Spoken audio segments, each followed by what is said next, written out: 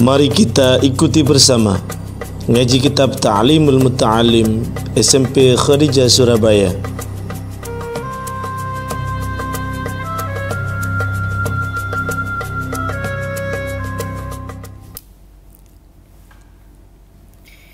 Assalamualaikum warahmatullahi wabarakatuh.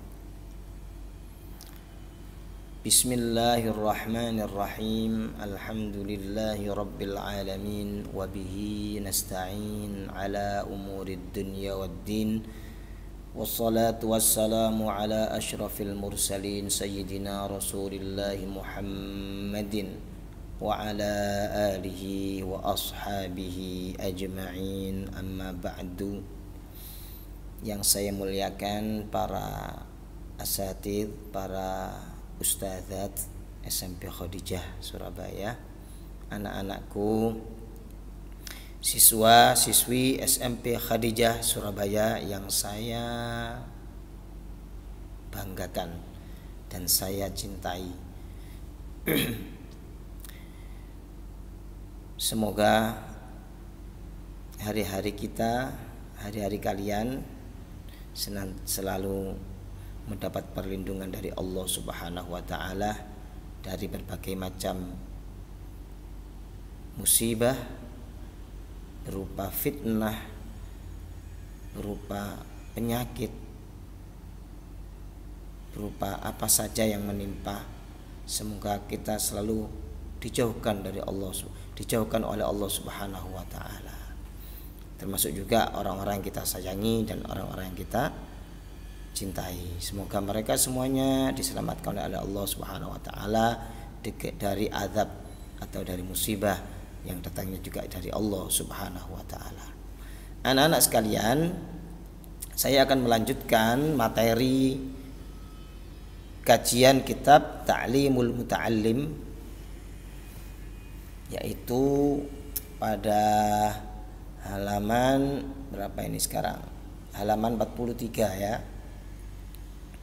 Saya akan melanjutkan, namun sebelumnya mari kita baca suratul Fatihah. Kita tujukan kepada baginda Rasulullah Muhammad sallallahu alaihi wasallam, kepada para sahabat, para ahli bait Rasulullah Muhammad sallallahu alaihi wasallam, kepada para ulama, para syuhada, para aulia, guru-guru kita semua. Semoga semuanya mendapatkan ampunan dari Allah Subhanahu wa taala, dihapus segala dosanya oleh Allah Subhanahu wa taala, dan semoga mereka semuanya ditempatkan yang mulia, di tempat yang mulia oleh Allah Subhanahu wa taala, yaitu di surga. Dan semoga Allah memberikan manfaat mereka semua kepada kita, sehingga kita hidup di dunia ini selalu mendapatkan barokah, manfaat daripada orang-orang alim terdahulu. Amin. Ala hadhihi niyyah wa ala kulli niyatin shalihah wa ila hadrati Rasulillah Muhammadin sallallahu alaihi wa alihi wasallam. Al-Fatihah. Bismillahirrahmanirrahim.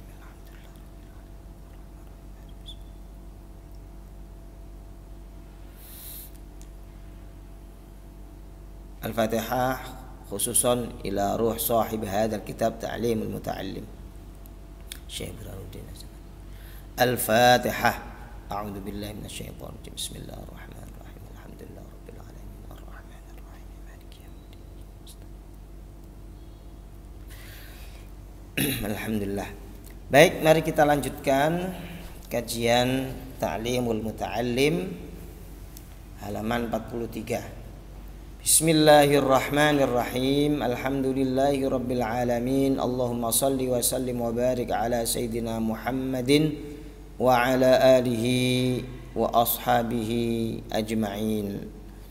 Qala al-musannif rahimahullahu ta'ala wa nafa'ana bihi wa bi'ulumihi fid darain. Amin. Wa yanbaghi lan sayuqyani ayyakuna yento ono apa taqti'ul kitabi, potongan suci kitab, iku murabba'an, berbentuk segi empat.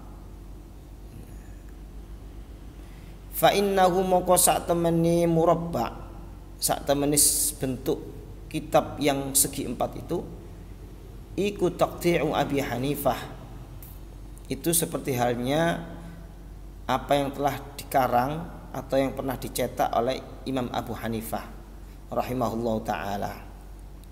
Semoga Allah selalu memberikan beliau rahmat. Wa huwa utawi murabba iku aisaru ila raf'i, luwih gampang diangkat, wal wad'i lan ditaruh, wal mutola'ah lan dibuat untuk mutola'ah. Jadi kalau mau buat buku itu sebaiknya yang berbentuk segi empat gitu ya, untuk memudahkan, mudah untuk diambil, mudah untuk ditaruh, mudah untuk dibawa-bawa, untuk mutola'ah, untuk murojaah, dibuka-buka di mana saja enak. Itu seperti halnya yang pernah dicetak oleh Imam Abu Hanifah. Ini sebenarnya kalau zaman sekarang sudah hampir semua buku itu berbentuk segi empat itu ya, persegi empat. Insya Allah semuanya kitabnya sudah seperti itu. Wa yambaghi lan sayukyani alla yakuna yento ora ono sapa talib alla yakuna apa yento ono fil kitabi ing dalam suci kitab iku syai'un suwiji-wiji minal humrati saking warna abang. Fa innaha sani'ul falasifah, mongko sak temeni warna abang iku sani'ul falasifah, iku gawenane wong ahli-ahli filsafat.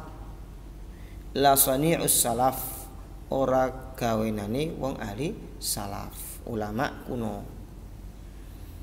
Jadi hendaknya kalau punya buku itu jangan dikasih tulisan merah. Ini menurut sahibul kitab Ta'limul Muta'allim. Kalau punya buku jangan ditulisi menggunakan warna merah, tinta merah, apa yang merah. Kenapa? Karena yang suka merah-merah itu bukan ahli salaf, bukan ulama kuno, tapi mereka adalah ahli-ahli filsafat. Mungkin pada zaman dahulu ahli filsafat dengan ulama kuno itu berbeda. Tapi zaman sekarang ulama-ulama itu juga orang-orang ahli filsafat gitu ya. Ya, itu zaman dulu. Sehingga memang ada beberapa hal yang sangat penting meskipun hanya warna. Soal warna itu pada zaman dahulu. Seperti halnya orang menggunakan celana, ya, jin lah. Itu pada zaman Belanda.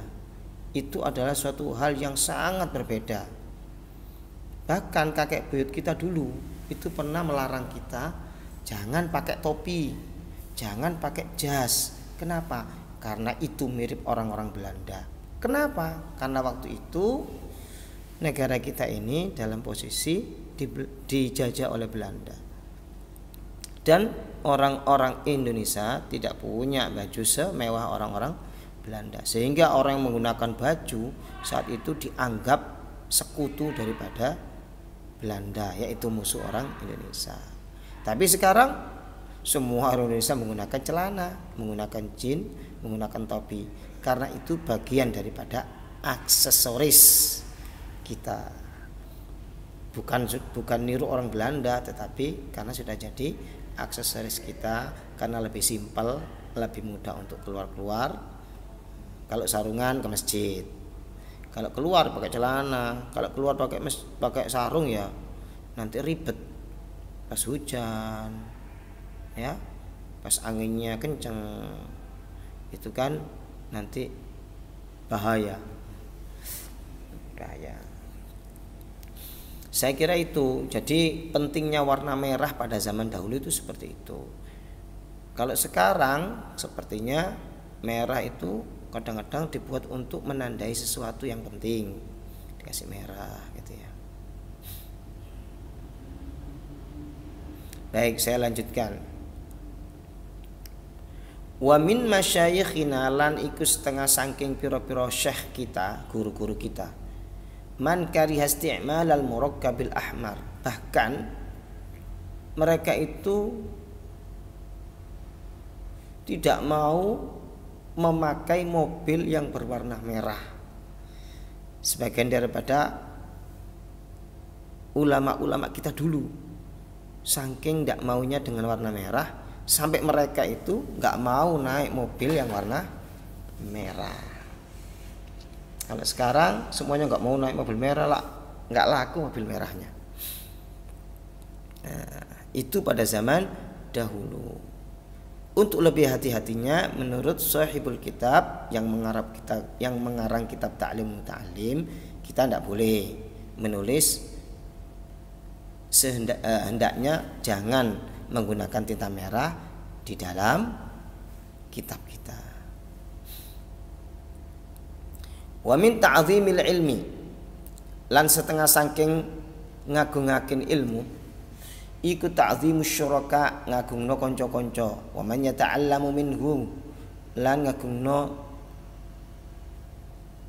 tiang yang teman-teman kita itu belajar kepadanya, yaitu guru ya. Dan yang termasuk daripada menghormati ilmu itu adalah menghormati teman-teman kita. Teman-teman kita itu kan sama-sama orang yang mencari ilmu. Jadi harus kita hormati, karena mereka itu teman-teman kita itu adalah orang yang mencari ilmu yang mulia. Terutama menghormati guru kita. Kalau kita mencari ilmu, harus menghormati guru kita dan teman-teman kita yang sama-sama mencari ilmu. Watamalluku, lan kumantil, mazmumun, iku gak api, illa fi talabil ilmi, kecuali ing dalam luruh ilmu. Dan kemudian kita ini disuruh untuk kumantil. Kumantil itu bahasa Indonesianya apa ya? Kumantil itu lengket. Soulmate ya, soulmate, lengket sama teman gitu. Itu kita dianjurkan. Kalau urusannya selain ilmu tidak dianjurkan. Tapi kalau urusannya soal ilmu kita dianjurkan. Jadi berteman dengan orang-orang yang punya ilmu itu kita dianjurkan. Bukan hanya berteman, tapi soulmate yang dekat. Ya. Fa innahu yambaghi, maka sebenarnya fa innahu terusannya sebentar ya. Ini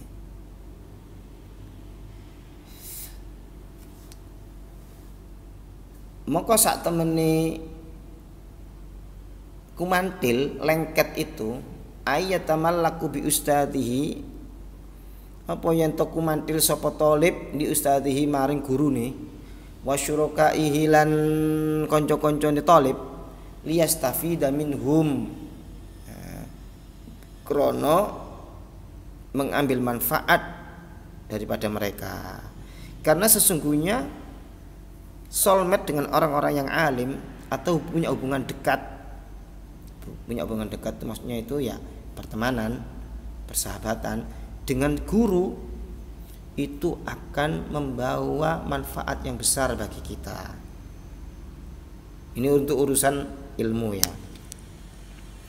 Kita akan mendapatkan ilmu yang banyak dari orang-orang yang ahli ilmu, karena kita selalu dekat. Ketika mereka mempelajari ilmu, kita ada di dekatnya, maka kita akan mendapatkan ilmunya. Wa yambaghi li talibil ilmi, lan sayukyani kaduwe wong kang nyupri ilmu, ayastami al ilma wal hikmah bit ta'zimi wal hurmah, yen to ngrungokno sapa talib al ilma ing siji ilmu wal hikmah lan hikmah, kata-kata bijak, bit ta'zimi kelawan ngagungake, wal hurmat lan karena menghormat, wa in sami'a mas'alatan wahidatan au kalimatan wahidah, wa in sami'a senajan ngrungokno sapa talib mas'alatan wahidah ing siji masalah, atawa kalimatan wahidah, satu kalimat alfa marrah sampai 1000 kali diulang. Jadi hendaknya sebagai seorang murid itu enggak bosan-bosan dengan kalimat atau ilmu, ya, kalimat yang penuh hikmah, ilmu yang sangat bermanfaat bagi kita. Meskipun diulang sampai 1000 kali, itu kita tidak boleh bosan. Kila dikatakan, man lam yakun ta'zimuhu ba'da alfi marrah ka ta'zimihi fi awwal marrah falaysa bi ahli ilmi. Bahkan dikatakan oleh orang bijak, orang yang menghormati ilmu, kemudian ilmu itu diulang-ulang beberapa kali sampai 1000 kali, rasa senangnya, rasa ta'zimnya, rasa penghormatannya kepada ilmu itu kok menurun, berarti dia bukan golongan ahli ilmu. Jadi mafhum mukhalafahnya, pemahamannya begini. Kalau orang itu setelah mendengarkan satu kalimat hikmah sampai 1000 kali diulang, dia tetap cinta, dia tetap senang, dia tetap menghormati dan mengagungkan kalimat-kalimat hikmah itu, berarti dia adalah ahlul ilmi, orang yang ahli dalam ilmu, orang yang senang dengan ilmu. Itu ciri-cirinya. Wa yanbaghi li talibil ilmi alla yakhtara naw'a ilmin bi nafsihi. Dan seyogyanya bagi seorang yang mencari ilmu itu untuk tidak memilih ilmu itu sendiri atau menentukan ilmunya itu sendiri. Bal yufawwidu amrahu ilal ustad, akan tetapi mengonsultasikannya dengan guru. Fa innal ustad, maka sesungguhnya guru, maka sak temane ustad iku qad hasala lahu tajarub. Teman-teman wis hasil oleh mencoba, sudah beberapa kali mencoba, ya, beberapa kali sudah melakukan riset untuk urusan ilmu. Wa arafa bima yanbaghi likulli ahadin wa ma yaliqu bi tabi'atihi. Dan ustaz itu sudah tahu seberapa ukuran ilmu yang akan dipelajari itu untuk murid-muridnya. Jadi kalau mau mencari ilmu, mau mencari kitab atau mencari apa, mau pindah menambah ilmu, sebaiknya itu konsultasi dengan guru. Ustadz, saya kepingin belajar ilmu fikih. Bagaimana Ustadz menurut Ustadz? Maka Ustadz akan memberikan referensi, masukan, memberikan arahan. Kamu sebaiknya, umpama ya, kamu sebaiknya mengkaji kitab Safinah. Kamu takrib saja, kamu fiqhul wadih saja. Itu akan diarahkan oleh ustadz, karena ustadz itu sudah mempelajarinya, yang pertama. Yang kedua, ustadz itu tahu ukuran kita. Ustadz akan mengetahui ukuran-ukuran murid-muridnya, sehingga dia bisa menentukan, oh kamu pakai ini saja. Seperti dokter itu resep yang diberikan dengan orang-orang yang berbeda tidak sama, meskipun sakitnya sama, tapi resepnya tidak sama karena melihat kondisinya berbeda-beda. Oh ini masih kecil umurnya, oh ini sudah dewasa, oh ini dia ini orang yang punya penyakit yang lain, sehingga resepnya tidak sama. Begitu juga Ustadz akan memberikan arahan kepada murid-muridnya sesuai dengan kadar murid-muridnya. Jadi jangan milih sendiri. Hendaknya kalau mau mencari ilmu, konsultasi dulu sama ustadz, itu murid yang baik. Dan itu sebagian tanda daripada kalau kita adalah orang-orang yang mengagungkan ilmu. Saya kira itu anak-anak. Semoga kajian ini menjadi kajian yang bermanfaat bagi saya, bagi kalian, dan semua yang melihat dan mendengarkan. Wallahul muwaffiq ila aqwamit thoriq. Subhanakallahumma bihamdik asyhadu an la ilaha illa anta astaghfiruka wa atubu ilaik. Rabbana taqabbal minna wa qabalna bisirril Fatihah.